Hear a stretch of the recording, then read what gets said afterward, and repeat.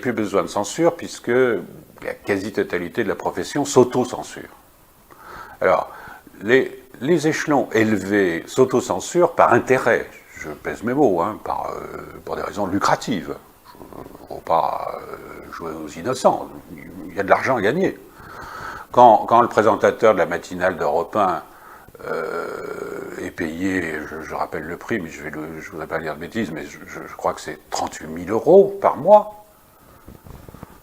Ça vaut quand même le coup de raconter n'importe quoi, hein, à ce tarif. Bon. Et en dessous, on s'auto-censure, c'est le contraire, c'est par peur d'être viré, tout simplement, parce que les journalistes ne sont pas tous forcément intéressés par l'argent, il y en a tout simplement qui gagnent à peine leur vie, et qui n'ont pas l'intention de se retrouver au chômage, donc le système est bloqué de ce fait, et il n'y a pas besoin d'envoyer de la censure, c'est une autocensure. Bon. La deuxième chose, c'est que le système est plus efficace dans la mesure où il y a le copier-coller, pourrait-on dire, c'est-à-dire la reproduction sur des sources apparemment diverses du même discours.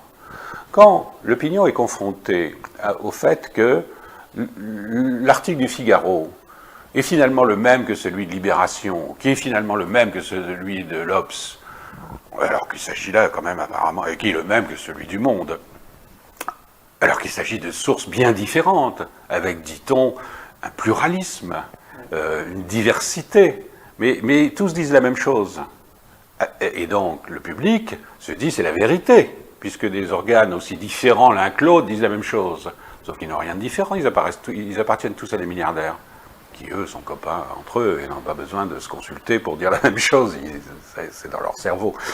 Donc, à l'époque, quand l'ORTF disait quelque chose, vous aviez l'Express qui disait le contraire, vous aviez l'Humanité qui disait évidemment tout à fait différemment, vous aviez le Nouvel Obs qui était un journal qui pensait différemment, Le Monde dirigé par M. Beuve-Méry n'était visiblement pas gaulliste, etc.